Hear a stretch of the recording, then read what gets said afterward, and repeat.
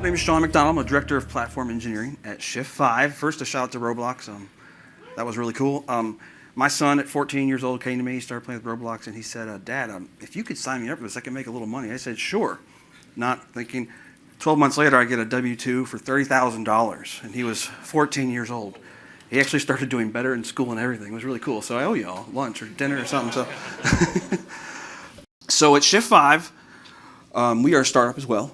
Just like Chainguard, probably a lot of you are here too. So we are a cybersecurity company. Our primary customer is the Department of Defense, and we are actually on vehicles typically, our product is. So we live on planes and jets and trains and tanks is where our primary product goes. Our stack is very interesting. Our stack consists of C++, Golang, some Python as well. Everything goes into containers. So what's interesting is that so this is right here is our Shift 5 manifold. That is a product, it's a hardware product we build in-house. It's what gets deployed on the different vehicles. It's totally custom. All the hardware is built in our offices in Washington, D.C. Right here is the Shift 5 bus interface card. I'm going to see if I can get that to go away. So this is a chip we make in-house as well. And the cool thing is that all of these run Chainguard, or get built with Chainguard. So the software we put on here, on this chip, it gets built with Chainguard, as does all the software that we put on the manifold as well, runs Chainguard. And one of the reasons we do that is because, well, first off, this is our stack. This is a typical platform engineering stack that we use to run. You're all probably familiar with a lot of this. Our primary operating system is SUSE. We do a lot with Containerd, FPGA that you've seen. So our build pipelines, we have to spend a lot of time dealing with all sorts of different parts of our stack to make sure things get built appropriately. So you can imagine one thing we don't want to deal with is a lot of dealing with CVEs. And it turns out, like we had to probably have about 2 headcount dedicated to removing CVEs from our containers full time. That's not good for a startup. And so, because those people could do something better, more innovative, et cetera. And so we had a ton of them too. You've seen, if you use Chainguard, you see the updates you get every day. Well, thanks to Chainguard, we no longer have to deal with those at all. Our pipelines are completely updated behind the scenes. We run Harbor. It reaches out to Chainguard consistently to pull the latest images. We have about 7 to 8 base images. We're always adding more. It is always worth it. We are able to take that 2 headcount, 2 full people, and now they are providing innovations to our product. They're spending time working on cybersecurity for the Department of Defense, rather than having to worry about just making sure our products are secure.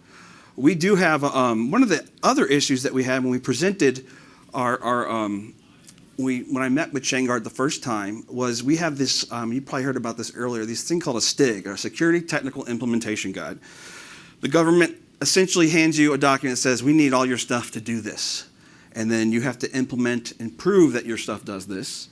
And a lot of it is redundant. And sometimes it's old because the government moves slow. For example, they treat each container, at least initially, they treat each container like its own operating system. And so you would have to install like sudo in your container. And all of a sudden you don't have containers anymore. You have small operating systems that have all sorts of tools in them that you will never use.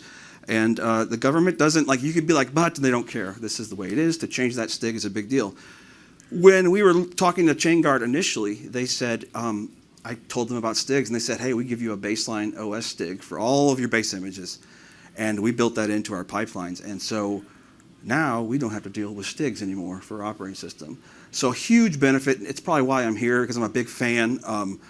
I tweeted out a long time ago, I said, I didn't have to deal with any STIGs tonight, so I'm going on a date with my wife. It went viral. I'm very proud of that because it was actually true. I seen it at my computer in my office, and I was like, let's go out. I don't have to deal with CVEs or STIGs tonight. And I tweeted out, and sure enough, yeah. It's like anytime there's any sort of holiday, Chainguard will put that on LinkedIn. Just watch out. That's me. I'll sign autographs later.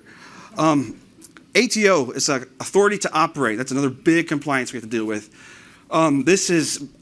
It's STIGs, it's CVEs, plus a lot of other processes that say, okay, I'm allowed to operate on this vehicle.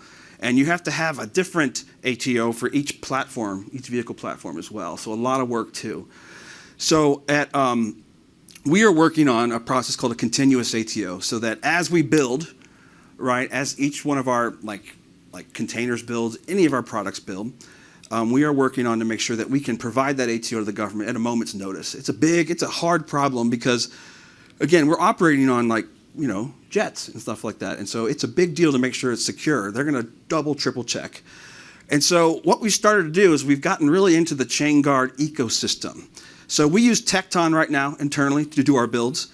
What's cool about Tecton, I realized the other day when Tecton was pulling down its images, those all come from Chainguard, which is really nice. Okay, now we've got this secure build system in a way.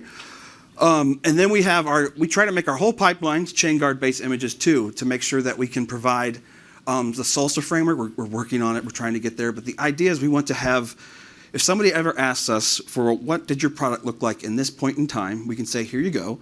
And then they can ask us, what was your build pipeline at this point in time? And we can pull it down. And that way, it's a CYA. At the end of the day, a lot of this government stuff is. But to be able to say, hey, we can actually show you exactly how we built this tag in GitHub if you want it. It's really good. Legal departments love it. We're working on it. So in order to do that, we're actually adding a lot of Chainguard. I loved hearing about the VMs thing today. I can't wait to talk about those more too. Soon we're just going to be clones of Chainguard, but with a different product on top. So we have a lot of RPMs. So since we build our own hardware, we actually build our own drivers as well for that hardware. So these are Linux kernel modules that have to match your exact Linux version, et cetera. And so we have been building a lot of RPMs. And then we have other drivers that aren't necessarily Linux kernel modules, but Linux tools that we are written in C and C++ and sometimes Rust. And so what happens is that all of our developers started liking the simplicity of using Chainguard containers, that they discovered the APK, the Chainguard Wolfie OS essentially, is what they discovered on their own. And we started finding these guys were building their own APK packages. So it's like it was shadow DevOps, but we weren't going to say no to that. As a matter of fact, and what I was going to demo here is that a lot of our endpoint for builds wasn't RPM, right? We don't really if an RPM had a .ko kernel module, it would be in the RPM. We wouldn't just deploy the binary out into artifact space. These guys wrote a tool that will pull up an RPM, extract out the binaries, create an APK package from it, and drop it right into the container. It's really cool. So now we essentially have, for our operating system installs, we have RPMs, and then for anything that's going to go inside of a container, we have these APK Wolfie OS packages. So we do a lot of work with government officials. And so recently, a very important government official, while looking inside of a Tesla, said everything's computer. Very right. One of the most true things I've ever heard from a government official, like him or hate him. It was absolutely right. Everything is computer. Now with government is they are quickly downsizing, probably too fast. But now is the time for people like us, innovators, companies like Chainguard, Shift5, and yours. We can have a pretty significant impact on changing government, be polite and kind, to actually make sure that we're not just delivering check boxes, but we're delivering value to them and giving them ideas. For example, S-bombs, for example. Where does an S-bomb go when you're done with it? Are we just checking a box, or are they making sure that you're adhering to your S-bomb? And so I think now is that time to really start, as we're going through things, especially for those of us who work with government and government compliance, to really offer value in terms of our product. Okay, not only is this secure, but here are these cool things I do with it. Maybe you want to reuse these somewhere. So everything's a computer. And that is all I got, if anybody has any questions. So. Yeah, we'll go ahead and open things up.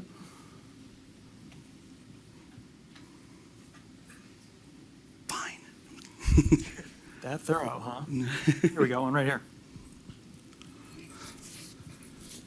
This hardware platform dependencies, how do you resolve with these packages?